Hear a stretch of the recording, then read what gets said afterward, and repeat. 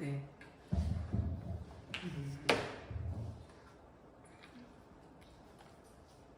지난번에 82쪽부터 하기로 했는데, 네. 들어가기 전에 잠깐 말씀 나누고 하도록 하겠습니다. 안성정 원사님, 우리 김춘남 성도님, 우리 또 김기무성 조카에 다 포함을 해서 하나님 자신에게 어떤 하나님이신 것 같아요? 하나님은 자신한테 어떤 하나님이신가요? 감사하신 분이고 네. 너무 저 있는 거 다 드리고 싶어요. 그래요? 네네. 감사합니다. 그럴수록 힘들지만은 네네. 볼수록 힘들어도 너무 감사하고 네. 아낌없이 드리고 싶어요. 네네. 우리가 충만하신 우리 김준학 성도님, 네, 감사합니다. 양선정 목사님, 하나님이 어떤 하나님이신가요? 우리 목사님한테. 저희 모든 거 절대 넘어가시고 예. 그런 거예요. 예. 김기 목사님. 저는 항상 한결같으신 한결같으신 것 같아요. 이게 한결같으신데 어떻게 한결같으신 것 같아요? 무서운 분이세요? 사랑이 많으세요? 한결같이 사랑이 많으신 분 사랑이? 네. 어떤 목사님이 이제 그런 이야기를 하더라고요. 저게 뭐야? 힘들고 어려우니까 하나님이 자신을 택하게 하셨는데 자기를 놓아버리셨는가 이런 생각이 들었다고. 물론 이제 그 목사님이 하나님 의심한 거죠. 너무 힘드니까 환경이 이제 그 어려운 환경의 관점에서 하나님을 바라본 거죠. 하나님은 우리가 힘들고 어려운 여전히 우리를 사랑하시고 우리와 함께 하시는데, 그러니까 하나님에 대해서, 그러니까 예수님은 좀 다를 수 있는데, 그러니까 예수님은 이 땅에 오셨고 우리 죄를 위해서 죽으셨고 우리 사랑으로 보내주셨고 하니까 약간 또 다를 수도 있는데, 하나님에 대해서는 좀 무서운 하나님, 어떤 게 좀 인색하신 하나님, 웬만큼 기도도 좀 안 들어주신 하나님, 형편과 처지를 모르신 것 같고, 이렇게 이해할 수 있거든요. 지금 예수님께서 말씀하셨듯이 나를 본 자는 아버지를 본다 이렇게 말씀하신 것처럼 실은 예수님을 통해서 하나님이 나타내신 거거든요. 그래서 하나님이 얼마나 그 사랑이 많으시고 또 얼마나 좋으시고 또 얼마나 그 자비하신 하나님이신지 그 하나님을 알고 체험했으면 좋겠다.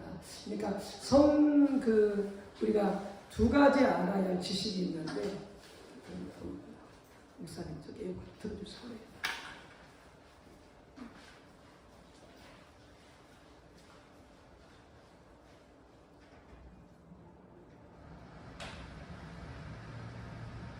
네, 우리가 알아야 될 그 중요한 그 두 가지 지식이 있는데, 첫 번째는 뭐냐면은 가장 중요한 지식은 하나님을 아는 지식입니다. 하나님을 아는 지식. 그래서 하나님이 어떠한 분이신가를 알아야 됩니다. 하나님이 어떠한 분이신가 안다라고 하는 수가 말씀드리시. 일단은 지식적으로 알아야 되고, 두 번째는 성령을 통해서 체험으로 경험으로 알아야 돼요.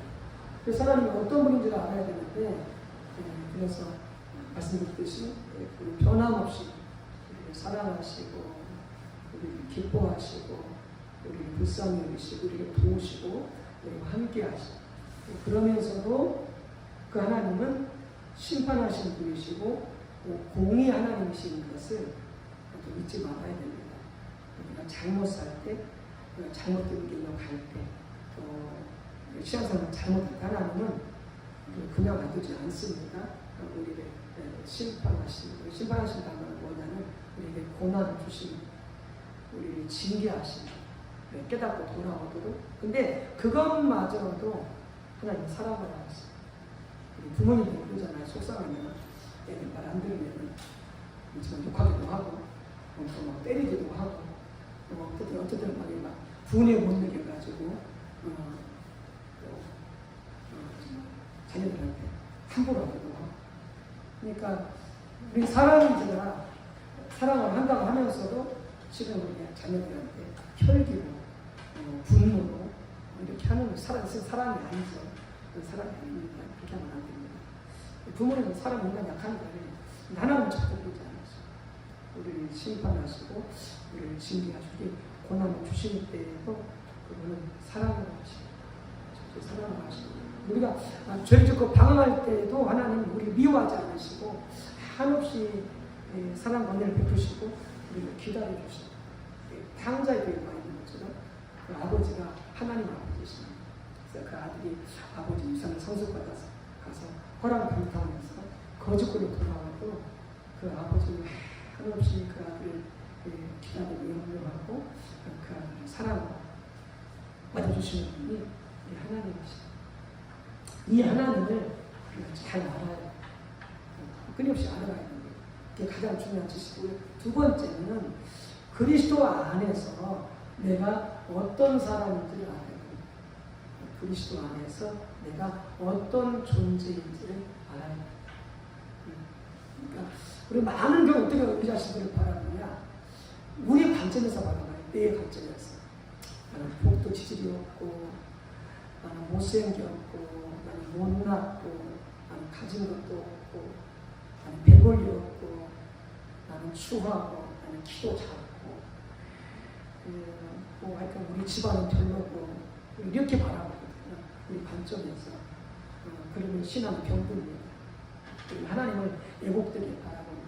그게 아니고 그리스도 안에서 내가 얼마나 하나님께 귀한 존재이고 사랑스러운 존재이고 얼마나 나를 기뻐하시고 나를 향한 어마어마한 하나님의 그 기도와 기를 가지고 있는 정말로 귀한 존재인지를 이것도 그러니까 성령을 통해서 봐야만 볼 수 있는 하나님의 관점에서 지난번에 김영수 권사님이 5.18 때 대표 기도하면서 2마디 기도하셨어요. 그러고 나서 힘들어 하더라고요. 이렇게 또 인사하고 가면서도 어쩌주려고 그래서 아니 권사 잘하셨다고 딱 필요한 기도 하셨다고 필요한 기도 하셨다고 부끄러워하지 마시라고 그러면서 다음에는 이제 할 때 이렇게 나와서 하려면은 더더욱 처음에는 이렇게 막 새까맣게 해가지고 머리가 새까맣게 되면 기억이 안 나니까 기록해서 하고 주변에 도움 주신 분도 있으니까 도움도 받아서 써서 기도하고 옆에서 내가 도와줄게 뭐 하면서 그러니까 이제 이 당시에 이미 이렇게 주부를 만들어 가지고 그 주부 수순으로 예배드리는 이게 이제 막 정착되어져 가는 그런 때도 이렇게 그전에 이렇게 되지 않았었는데 주일마다 다른 교회 가서 순회 설교를 하면 할수록 이러한 일을 더 많이 발견한다는 것입니다.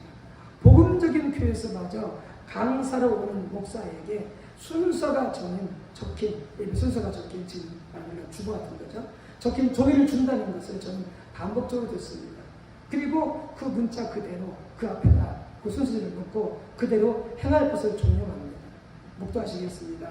축도로 마치는 그런 순서를 할 것을 11시 시작합니다. 성경을 봉독하고 또 거기 순서지에 적힌 모든 것을 다 진행하여 12시가 됩니다. 그런 다음에 축도가 이어집니다. 제가 볼 때 이건 아주 심각합니다. 그처럼 길지 않은 설교가 덕이 될 것이 없다는 것을 저는 압니다. 이렇게 설교가 짧다는 거죠. 설교는 충분히 하지 못한다는 말씀이 충분히 못한다는 거죠. 설교의 길이를 위해서 설교를 길게 늘어뜨리는 것은 아무런 의미가 없습니다. 그러나 그것이 문제가 아닙니다. 문제는 우리가 성령께 기회를 드리고 있느냐 하는 것입니다. 우리가 프로그램에 너무 매여 있어서 성령께서 역사실 틈이 없지 않습니까? 어째서 이처럼 형식적인 것이 되었습니까? 라고 나오면서 예배 가운데 성령이 역사실 자리를 드리지 않는 것 이게 뭐다 바로 성령을 소멸하는 것이다 라는 것이죠. 그래서 우리가 그 공예배 또 구역예배 또 개인 예배를 드릴 때에 좀 더 우리가 이런 부분을 성령께 민감하여서 성령께 잘 이어드릴 수 있는 그런 예배를 발전되어 갈 수 있어야 되겠죠. 자, 두 번째, 주신 은사들을 절제하며 무시해버리는 것. 주신 은사들을 절제하며 무시해버리는 것. 자, 우리는 앞으로 교회와 성령의 은사의 관계를 살펴보고 있어요. 지금 쭉 살펴보고 있죠. 각 사람에게 주어지는 성령의 은사는 우리의 신앙생활의 모든 면에서 자신과 상대방의 유익을 위해서 매우 중요합니다. 지금 보고 있는 것처럼. 그런데 각 사람에게 주어지는 성령의 은사들을 절제하고 무시해버리는 것은 성령을 소멸하는 것입니다. 그래서 주신 은사에 따라서 이게 각종 성령의 은사, 또 직분과 직임의 은사, 또 사역, 이런 세 가지 것을 통해서 성령의 역사하시도록 우리가 순종해야 된다는 거죠. 순종해야 된다. 자꾸 우리가 사용하지 않고 그리고 주신 은사들을 무시해버리면 어떻게 된다? 성령을 소멸해버리는 것이죠. 방언 연사 하시는 분들은 방언 열심히 해야 돼요. 어떤 분은 방언 안 하는 사람들이 있는데 이렇게 되면 어떻게 해요? 성령을 소멸하는 거죠.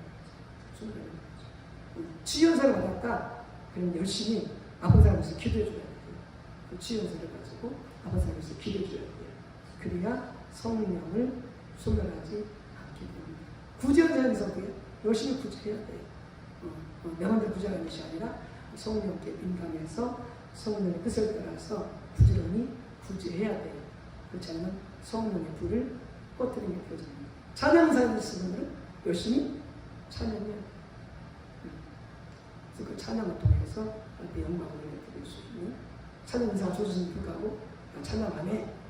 나 안 할 거야. 이렇게 해버리면서 어떻게 한다? 성령을 소멸시키는 것이다. 근데 그게 많은 경우에 어떻게 해요? 감정적으로 하잖아요. 기분 나쁘면 안 해버려. 안 한다고 그래. 주신 분이 누군데? 사람이 아니에요. 목사가 준 게 아니에요. 장로들이 준 게 아니에요. 교회가 준 것이고 교회의 주인은 누구예요? 주님이시지. 주님이 주신 것이지. 근데 우리는 감당하다 기분 나쁘면 안 해. 감당 사람 안 해요. 그건 뭐예요? 성령을 소멸해요. 대단히 큰 죄인 거죠. 우리는 이것도 제주지도 모르고 그냥 그렇게 해야 하는 거죠. 잘못해서 안 했던 거죠.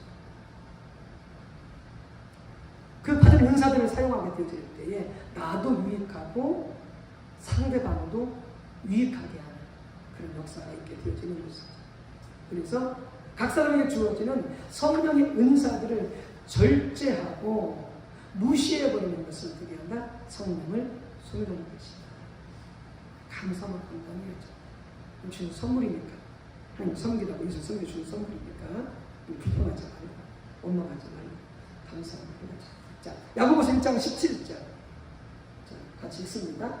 온갖 좋은 은사와 온전한 선물이 다 이로부터 빛들의 아버지께로부터 내려오나니 그는 변함도 없으시고 회전하는 그림자도 없으시니라.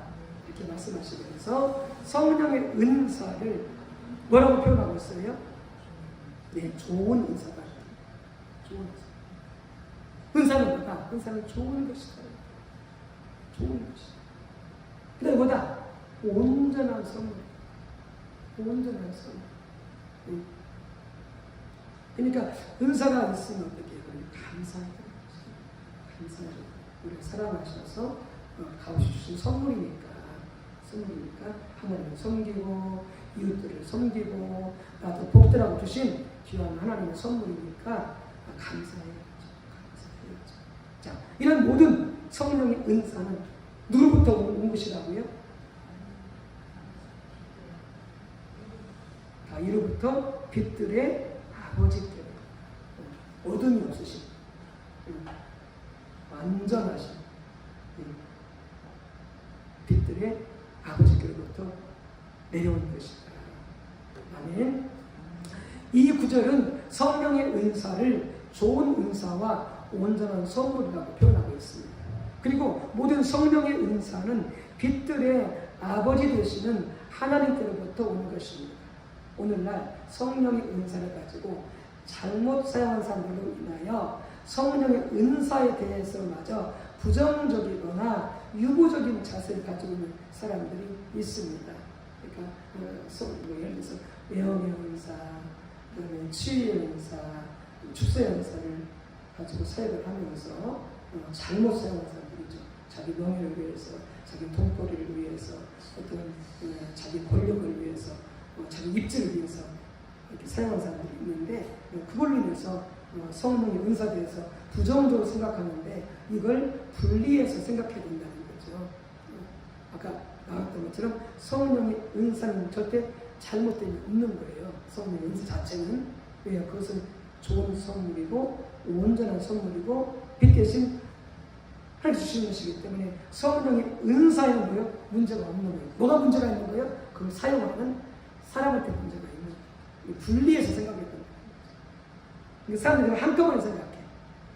사람하고 은사 자체를 한꺼번에 생각해서 어떻게 은사는 나쁜 것을, 은사는 잘못된 것을 사용해요. 그래서 어떻게 은사에서 부정적이 되어지고 그리고 사용하는 것에 대해서 유보적이 되어져 버리는 이렇게 되면 어떻게 해요? 성령을 소멸케 되어집니다. 그러나 그것은 잘못된 자세입니다. 은사들을 가지고 잘못 사용한 사람들이 문제이지 은사 자체는 하나님께로부터 온 좋으심 그리고 빛대심 온전하심 하나님께로부터 온 좋고 온전한 것입니다. 아멘. 우리가 성령의 능력으로 사역을 감당하는 사람을 살려면 은사에 대한 올바른 태도를 가져야 합니다. 아멘. 그래서 은사 자체는 보다 너무나 좋은 것이고 완전한 것이고 전혀 문제가 없다. 은사를 사용하는 사람들마다 문제다. 그래서 은사에 대해서 어떻게 해라. 부정적인 태도, 유보적인 태도를 어떻게 해라. 가지지 말라라고 하는 것이죠. 자, 세 번째. 성령을 소멸하지 않기 위해서는 우리가 기꺼이 스티그마를 져야 합니다. 스티그마를 져야 합니다. 자, 성령을 소멸하지 않기 위해서 우리가 반드시 해야 할 일 중에 하나는 스티그마를 지는 것입니다. 성령께서 능력으로 임하실 때 오순절날 그랬던 것처럼 종종 다양한 현상들을 동반합니다. 그러니까 오순절 성령께서 어떻게 했어요? 방언했었고 그들도 어떻게 했어요? 성령님 했을 때 그들이 마치 뭐가 같다고 그랬어요? 술 취한 사람 같았다. 술 취한 사람. 그러니까 우리가 일반적으로 바라보기에는 좀 부담스러운, 좀 아니다 싶은 이런 현상들 또 어떻게 한다? 나타날 수 있다는 거예요. 그런데 그런 현상만 보고 어떻게 하라? 판단하지 말라는 거예요. 판단하지 말라는 거예요. 왜? 그렇게 되어지면은 잘못 판단할 수가 있으니까. 뭘 봐야 된다고요? 열매를 봐야 되는 것이에요. 열매와 그 사람의 성품을 봐야 돼요. 성령 임했다. 바로 판단하지 말고 그 이후에 그 사람이 어떻게 변해서 가는가, 그 사람의 사역을 어떻게 감당해 가는가 이 열매를 봐야 돼요. 그래야 우리가 어떻게 하냐면은 성령이 임했을 때 이런 현상으로 인하여서 우리가 어떻게 하냐면 우리가 잘못 판단하지 않게 되죠. 근데 저들은 그래서 막 한쪽에서 어떻게 했어요? 술 취했다고 조롱했잖아요. 성령 소멸하는 거죠. 하나님의 부흥이 있었던 때마다 다양한 현상들이 나타날 때 이유도 여기에 있습니다. 아주 다양한 현상이 나타났어요. 일부 성도들은 이 현상의 문제 때문에 성령의 역사에 대해서 마음을 닫아버려요. 그러니까 이상하게 일어나니까 뭐 그걸 다 인정하는 이것도 아니에요. 지켜보라는 거예요. 분별하라는 거예요. 다양한 현상들에 대해서 미리 마음을 닫지 말고 하나님의 부흥이 일어날 때마다 일부 성도들은 이런 현상들 때문에 부흥을 대적합니다. 성령을 대적합니다. 하나님 지금 축복해 주러 오셨는데 이게 거의 넘어진 거죠. 안타까운 거죠. 자, 그래서 이와 같이 성령이 임하실 때에 우리가 보기에는 어떤 부정적인 또 어떤 때로는 부담스러운 이런 현상들이 나타날 수 있는데 그러면 사람들 바라볼 때 뭐예요? 저 미쳤다, 저 술 취했다, 저 잘못된 거 아니냐 그렇게 조롱하고 그렇게 사람들이 우리를 이상히 볼 수도 있다는 거예요. 그래도 그게 성령이 하신 역사라고 한다면 우리 그걸 짊어지고 가야 돼요. 그게 스티그마예요. 스티그마. 성령이 임했을 때에 성령 사역할 때에 나타나는 어떤 결과나 열매나 현상으로 말미암아 사람들이 조롱할 때, 사람들이 비난할 때 그걸 부끄러워하지 말고 그걸 끌어안고 가야만이 성령을 손을 잡는다. 근데 사람들 나가서 조롱한다고 그 사람들이 주서 비난한다고 부끄러워가지고 더 이상 성령을 위해서 문을 닫아버리면 그럼 어떻게 성령 손을 잡는 거죠? 자, 가르쳐 6장 17절 말씀 같이 있습니다. 자, 이후로는 누구든지 나를 괴롭게 하지 말라. 내가 내 몸에 예수의 흔적을 지니고 있노라. 아멘. 사도 바울이 하신 말씀인데요. 사도 바울은 그의 몸에 예수님이 무엇을 지니고 있다고 그랬습니까? 예수의 흔적. 이 흔적이 뭐냐면 스티그마예요. 스티그마. 헬라어 스티그마. 흔적이요. 스티그마. 자, 그 단어가 무엇을 의미한다고 생각합니까? 그 밑에 나오는데요. 좀 이따 설명할게요. 자, 사도 바울은 그의 몸에 예수의 흔적을 지녔다고 말했습니다. 그 흔적이라는 단어가 헬라어로 스티그마라는 단어입니다. 스티그마의 동사형인 스티존은 문신을 새기다, 날카로운 도구로 표시를 하다라는 뜻을 가지고 있습니다. 요새 몸에 문신 새기는 유행이죠. 유행이죠. 이렇게 이제 날카로운 칼로 이렇게 수술해가지고 하는 사람도 있고, 또 이렇게 몸에 했다가 지울 수 있는 그런 문신하는 사람들도 있고, 그러는데, 지금은 이제 문신하는 데 대해서 잘게 좀 하고 있습니다만, 그 당시에는 이렇게 몸에 문신하는 것이 뭐냐, 부끄러운 거예요. 예. 이건 죄수들한테 하는 거예요. 죄수들. 자, 고대 헬라 사기에서는 스티그마는 뜨거운 새 도장으로 몸에 새겨진 문신이나 표시를 의미했습니다. 그것은 주로 도망가거나 물건을 훔친 노예들에게 새겨졌습니다. 사람들이 볼 수 있도록 이 문신이나 이 표시가 볼 수 있도록 이렇게 뜨거운 새 도장으로 이렇게 지져버린 거죠. 그래서 그걸 보면 알았어요. 아, 저 사람은 도망가 노예구나. 아, 저 노예는 물건을 훔친 노예구나. 그러면 그게 어떻게 돼요? 그 사람한테 그게 이제 부끄러움이 되어지는 거예요. 부정직한 사람, 잘못된 사람, 나쁜 사람, 이렇게 이제 인식이 되어지는 거죠. 그 문신을 통해서. 180죠. 그래서 여기서 우리들이 성령의 능력으로 사역을 감당하면서 더 나아가 주님과 동행하면서 순종할 때에 스티그마를 저해한다는 말은 우리 삶 속에 예수를 믿는 열매가 있어야 한다는 말이 아니고요. 그 말은 주님의 종된 수치의 요소를 기꺼이 진리한다는 것입니다. 성령을 순종해서 따라가다 보면, 주님을 순종해서 따라가다 보면 사람들이 이해 못할 수도 있다는 거예요. 제가 아는 또 목사님이, 이분이 아주 어렸을 때 성령을 받았어요. 엄청나게 강력하게 성령을 받았어요. 10대 때. 근데 이분이 이제 이렇게 그 시골에서, 옛날에 시골에서 이제, 저보다 그분이 나이가 18살 이렇게 많으신 것 같은데, 이분이 이제 강원도 출신인데, 이분도 이렇게 시골에서 지게 지고 다니면서 나무 했었거든요. 안성현 나무 해봤어요? 나무? 서울에 살았어요? 저희는 옛날에 했어. 나무 해봤어요? 네. 해보셨구나. 이분의 박사님은? 나무 해봤어요? 맞아요. 이분의 박사 해봤어요? 나무? 저는 막내는 안 했고. 나무 했어요? 오빠들은 고향이 어딘데? 추석 때 소리 따라다니고. 고향이 어딘데? 고향이. 서울인데 산동네서. 이상 살아가지고. 나무는 안 해보고. 김기 목사 해보셨어요? 아니요. 렌탈 세대인가? 김기 목사님? 우리는 옛날에 이제 저는 이제 이렇게 지기는 앉았었는데 겨울이 되면요 이렇게 아카시아 나무 끌어서 이렇게 집에 갖다 놓고, 그다음에 나무 잘라가지고 갖다 놓고, 그다음에 이제 더 이제 뭐 자라는 선배들은 지게에다가 손을 잔뜩 이렇게 이제 뭉쳐가지고 이제 지게에다 메고 이렇게 이제 오기만 그렇게도 못했었고 지금 보면가지고 그렇게 해서 오기도 하고 다 나무로 다녔어요. 뭐 아주머니, 뭐 선배, 뭐 누나 형들 뭐다 겨울 되면은 나무로 다녔었죠. 그분들께 이제 지게주로 이제 나무로 다녔던 사람이신데 10대 때 우리 성령이 임하는 거예요.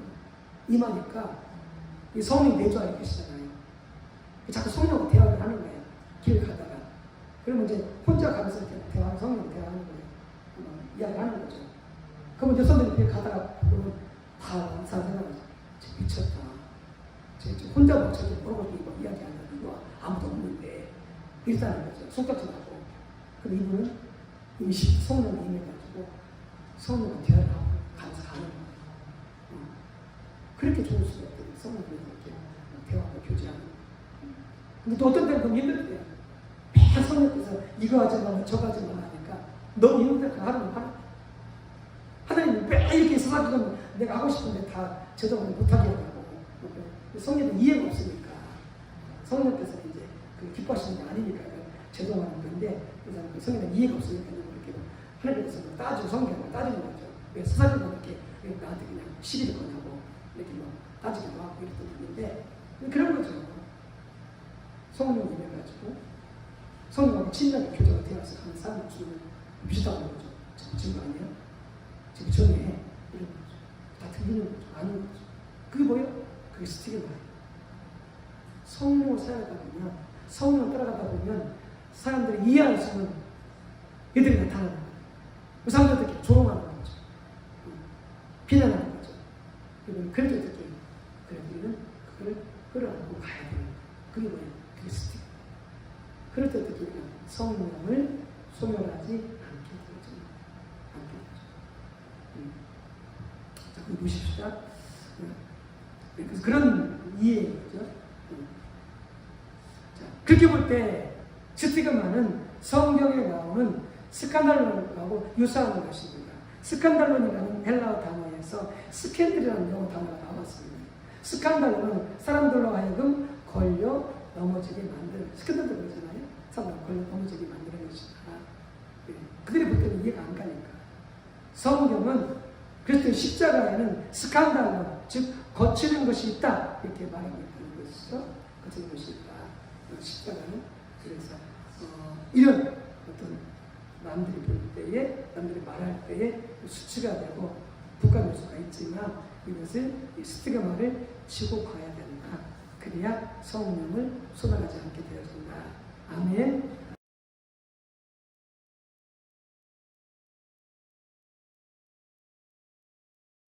떨어집니다만은 좀 교체적인 부분이 있긴 하긴 한데 아니라 우리 하나님 안에서 자라나야 된다고 했었죠. 성경에서도 바울이 서셨습니다. 하나님의 은혜와 하나님을 안에서 계속 자라야 된다 이렇게 말씀하고 있는데 뿐만이 아니라 하나님의 목적에 동참하는 삶에 있어서 더 나아가 우리 신앙의 모든 면에서 가장 중요한 요소 중에 하나는 뭐냐? 교회 중심적인 신앙생활이고 개미이시는 분들은 헤맬 수밖에 없어요. 헤맬 수밖에 없어요. 그러니까 본래 구약부터 신약이니까 철저하게 우리의 신앙생활은 성전 중심 혹은 교회 중심적인 생활인 것을 반드시 기억하셔야 돼요. 그러니까 이스라엘 백성들이 출애굽할 때 어떻게 되죠? 출애굽할 때 가장 그들이 이제 광야에서 이렇게 지나갈 때 그들의 중심에 뭘 두어요? 중심에 성전을 두어요.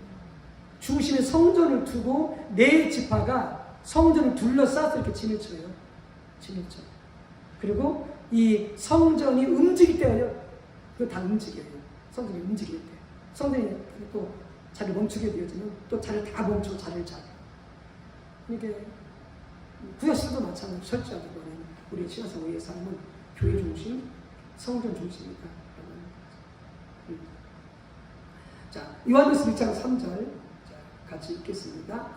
우리가 보고 들은 바를 너희에게도 전함은 너희로 우리와 사귐이 있게 하려 함이니 우리의 사귐은 아버지와 그의 아들 예수 그리스도와 더불어 누림이라. 아멘. 자, 우리의 신앙생활은 교회 중심 신앙생활이다. 자, 1번. 자, 그 말씀 같이 읽었습니다. 요한일서 1장 3절은 우리의 신앙 혹은 우리의 구원을 한마디로 사귐이라고 요약하면서 두 가지 종류의 사귐을 언급하는데 그 두 가지가 무엇입니까?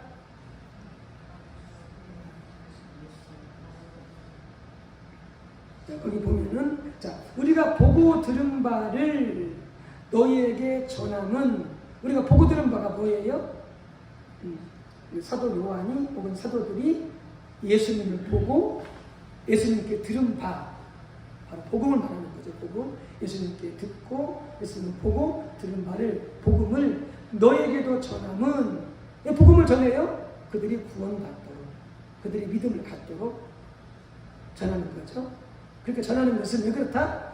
너희로 우리와 사귐 있게 하려고. 이게 복음을 전하는 자나 복음을 받는 자나 서로 교제가 있도록 사귐이 있도록 이렇게 전하는 이유가 있다. 자, 두 번째는 뭐다? 그 다음에 우리의 사귐은 끝나는 것이 아니라 하나님 아버지와 그의 아들 예수 그리스도와 더불어 사귐이다. 두 가지 사귐이 있는 거죠. 하나는 하나님과 예수님과의 사귐이고 교제고 또 하나는 성도 간의 교제인 거죠. 이 두 가지. 이게 어디서 이루어져요? 이게 교회에서 이루어져요. 교회에서. 즉 성도들 자체가 교회니까. 성도 자체가 교회니까. 성도의 모임이 교회니까. 그래서 철저하게 보다 우리 신앙생활은 구원은 바로 교회 중심이다. 라는 거죠. 교회 중심이다. 그러니까 마음에 맞으면 교회 오고 마음에 안 맞으면 교회 안 오고 바쁘면 교회 안 오고 시간 나면 교회 오고 절대적으로 하나님을 원하는 신앙생활이 아니 바쁘거나 힘들거나 지치거나 어렵거나 우리는 교회를 모여 교회 중심으로 철저하게 아멘. 자, 그 다음에 요한복음 17장 21절 예수님은 그것을 어떻게 표현하였습니까? 하나님과의 사귐, 성도와의 사귐을 예수님은 이렇게 표현했습니다. 17장 21절 같이 읽습니다. 아버지여, 아버지께서 내 안에 내가 아버지 안에 있는 것 같이 그들도 다 하나가 되어 우리 안에 있게 하사 세상으로 아버지께서 나를 보내신 것을 믿게 하옵소서. 아멘. 자, 그래서 뭐라고 말씀하시냐? 아버지께서 내 안에, 내가 아버지 안에. 즉 예수님과 하나님 아버지 사이에 지금 뭐가 이루어지고 있는 거예요? 친밀한 교제가 이루어지고 있는 거예요. 친밀한 교제가 이루어지고 있는 거예요. 그리고 거기서 끝나는 것이 아니라 뭐라고 말씀하시냐? 그들도, 즉 뭐냐면 제자들도 성들도 다 하나가 되어 어디서 하나가 되어 서로 교제함으로 서로 교제하는 사랑함으로 하나가 되어 근데 어떻게 하신다? 우리 안에 있게 하사. 그래서 성도들은 서로 교제하면서 어떻게 하냐? 또한 아버지와 예수님과 함께 교제케 되어지는. 그래서 이렇게 두 가지 사귐과 교제는 이런 식으로 표현을 한 거죠. 같은 의미인 거죠. 같은 의미인 거죠. 자, 거기 설명 한번 보시겠습니다. 성경은 우리의 신앙 구원을 한마디로 사귐이라고 요약합니다. 그 사귐은 가장 먼저는 하느님과의 사귐이겠죠. 십자가에서 위로 이렇게 위아래 있잖아요. 위는 하늘이고 하나님이고 밑에는 우리잖아요. 그래서 하나님 우리 사이에 사귐이 있고 그다음에 십자가 가로는 성도 간에 서로와의 사귐 그 십자가에서 볼 수가 있죠. 특히 사도 요한은 우리의 신앙을 먼저 우리와의 사귐이라고 말한 다음 우리의 사귐은 아버지와 그의 아들 예수 그리스도와 더불어 누림이라 이렇게 말하고 있습니다. 예수는 그것을 요한복음에서 하나님과 예수님이 친밀한 교제 가운데서 온전히 하나이신 것과 같이 우리가 서로 하나가 되어 예수님 안에 거하는 것으로 표현하셨습니다. 이것이 성경이 말하는 우리의 신앙생활입니다. 한마디로 말하자면 하나님과 우리와의 사귐, 성도와의 사귐마다 그게 신앙생활이다. 이게 뭐예요? 첫째, 교회 중심입니다. 교회 중심인 거죠. 다시 말해서 우리 신앙생활은 철저하게 교회 중심적인 신앙생활입니다. 그래서 사도 바울은 간구한 사람들에게 복음을 전해서 그들로 하여금 예수를 영접하고 구원을 얻도록 한 것만이 아니라 뭘 세웠다? 교회를 세웠다. 하나님과 교제하고 성도 간의 교제가 이루어져서 교회 중심으로 신앙생활을 하고 교회를 세웠다. 그래서 우리 신앙생활 1번 철저하게 교회 중심적인 신앙생활이다.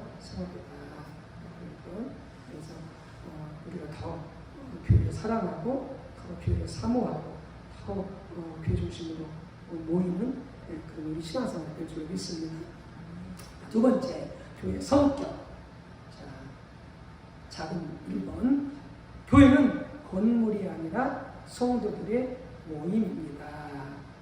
늘 말씀드렸기 때문에 기억 보시겠지만 다시 한번 공부하자면, 기억하자면 교회는 건물이 아니라 성도들의 모임입니다.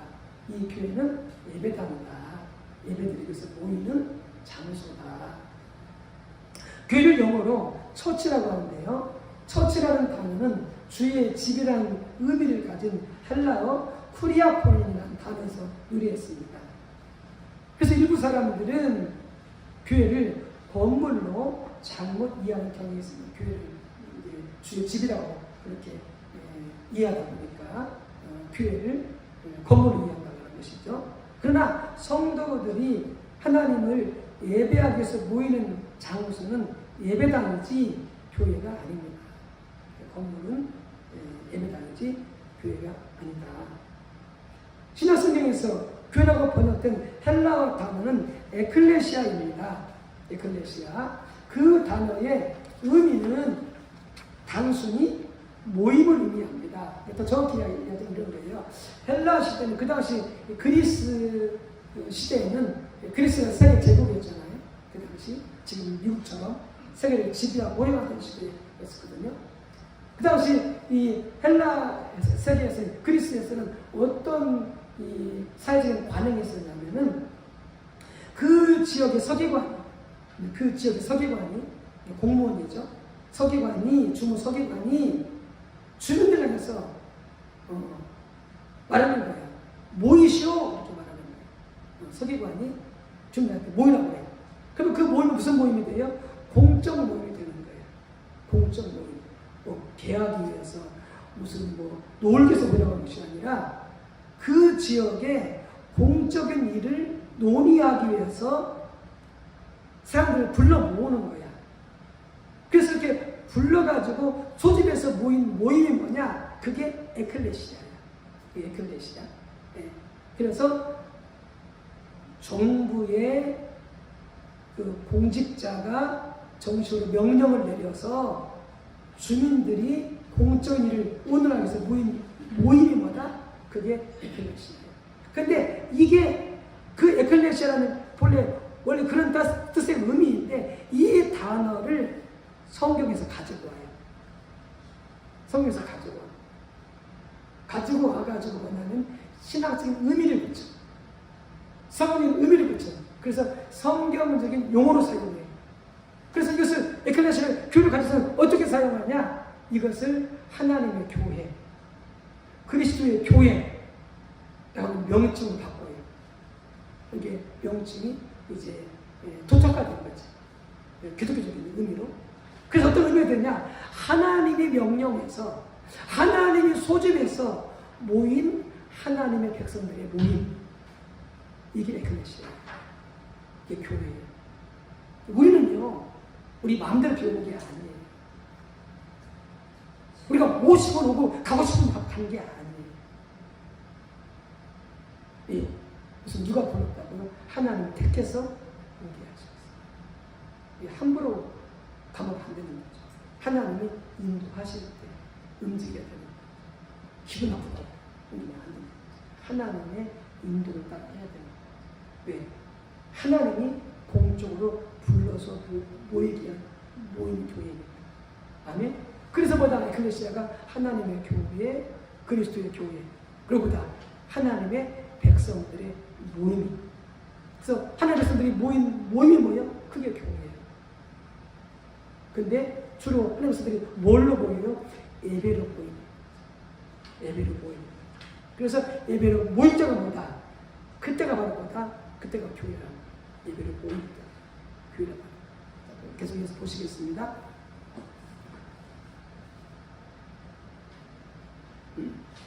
자, 186조.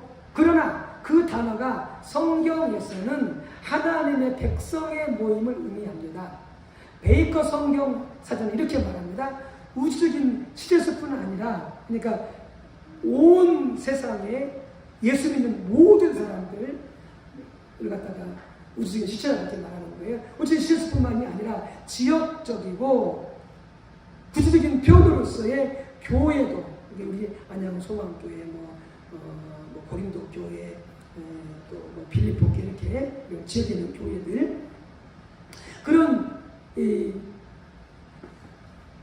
교회도 바울의 글들에서는 보다 명확하게 하나님의 교회, 성경 예를 들어 나와 있고요. 그 다음에 그리스도의 교회, 로마서 16절로 지칭이 되었다. 이와 같은 방식으로 보편적이고 세속적인 헬라어 단어 에클레시아가 독창적인 기독교적인 의미를 갖게 되었고, 교회는 모든 다른 세속적이거나 종교적인 단체와는 달리 기독교인의 회집, 모임, 공동체의 의미를 갖게 되어졌던 거다. 그러니까 예를 들어서 다른 종교단체나 다른 세속적인 단체도 뭐다? 자기들이 모이는 그 모임이 있어요. 모임이 있어요. 그 모임을 그들은 뭐라고 하냐? 에클레시아 쓰지 않아요. 그들은 자기들 나름대로 그 모임 명칭을 쓰지, 에클레시아 단위 쓰지 않아요. 이 단위는 어디서 쓴다? 성경에서 나. 그래서 하나님의 백성들의 모임, 혹은 기독교인의 회집, 혹은 기독교인의 공동체라고 하는 의미를 갖게 되어진 것이다. 뭐가? 교회가. 그래서 교회를 갖다가 어디에서는 이렇게 교회라는 표현을 안 쓰고요, 공동체라는 표현을 쓰기도 해요. 무슨 공동체 이렇게 쓰기도 해요. 예. 그래서 그게 다 에클레시아라고 하는 그런 의미다라고 하는 것이죠. 자, 성도들의 모임이 교회이기 때문에 교회에서 가장 중요한 부분 중 하나는 뭐다? 모임이다. 모여져야만 뭐다? 교회가 될 수 있는 것이다. 거기 하나님이 임하시고, 성령님이 임하시고, 성령님이 운행하시고, 성령님이 역사하시고, 성령님이 말씀하시고, 백성들 교회 가운데 모이실 때. 그래서 모여야 하잖아. 그래서 책에서 뭐라고 썼어요? 너희가 두세 사람이 내 이름으로 모인 곳에보다 나도 그들 중에 함께다. 이게 두 사람만 모여서 보다 그게 뭐다? 그게 교회인 거예요. 교회. 두 사람 모여서 그게 교회인데, 실은 나 혼자도 교회예요. 예. 우리 안에 성령이 계시니까. 나 혼자도 예배 드려야 되는 거지. 예. 그래서 구역예도 보여. 혼자 예배 드리라는 구역예배. 근데 안 드리는 분 있어요. 굳이 드리라는 거. 혼자 예배 드리라는 구역예배. 혼자가 교회니까. 두 명씩 더 주고, 세 명씩 더 좋겠지만, 엎드려도 드려야 혼자 예배 드리라는 거지. 자, 성도들의 모임이 교회이기 때문에 그 가장 중요한 부분 하나는 뭐다? 모임이다.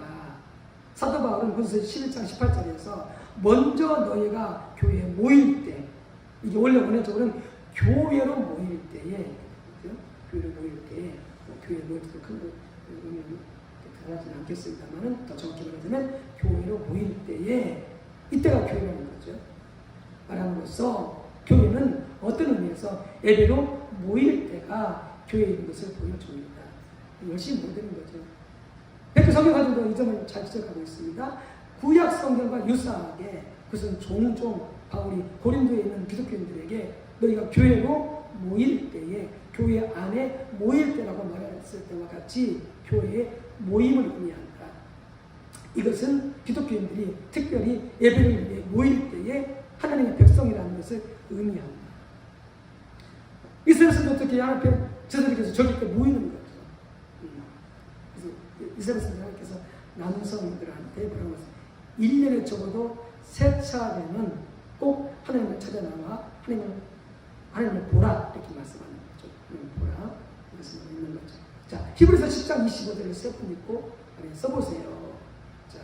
같이 한 번만 읽겠습니다. 같이 시작. 모이기를 패하는 어떤 사람들과 습관과 같이 하지 말고 오직 권하여 그날의 가까움을 볼수록 더욱 그리하자. 모이기도 힘쓰는 교회로 모이기를 패하지 말아요. 그러니까 이게 참 안타까운 거죠.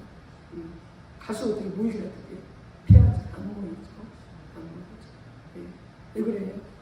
점점 더 이게 교회 안에도 세속화되다 보니까 세속화되다 보니까 그렇게 되어지는 게 안타깝죠. 모임이 회복돼야 되는 거죠. 자, 모일 때 된다. 교회가 되어진다. 자, 두 종류의 교회. 성경이 말하는 교회는 성도들의 모임 공동체인데 유형교회와 보여지게 되는 유형교회와 무형교회, 보이지 않는 무형교회 두 종류가 있습니다. 자, 유형교회는 현재 눈에 보이는 성도들의 모임, 안양 소망교회, 고린도교회, 에베소교회 이렇게 현재 우리가 볼 수 있는 보이는 성도들의 모임, 이게 뭐다? 이게 유형교회다. 유형교회. 유형교회 다른 말로 뭐라고 말한다? 지역교회. 지역교회. 성경에서는 한 지역에 있는 모든 성도들을 교회라고 불렀다. 그래서 예루살렘 교회, 예루살렘에 있는 교회, 고린도에 있는 교회, 데살로니가의 교회라고 불렀다. 또한 다른 곳에서는 브리스길라와 아굴라의 집에서 모이던 것 같이 집에서 모이는 성도들의 모임을 교회라고 불렀다. 무형교회는 예수님 다시 오실 때까지 모든 구원받은 성도 전체를 갖다 말한다. 또 전체가 모일 수는 없잖아요. 또 이미 또 돌아가신 분도 있고 하늘에 계신 분도 있고 이 모두를 통해서 뭐라고 말한다? 무형교회다. 보이지 않는 무형교회다. 무형교회 다른 말은 뭐다? 그래서 우스긴 교회다. 이렇게 표현하기도 한다. 하는 것이죠. 그래서 이렇게 두 종류의 교회가 있다 하는 것입니다. 자,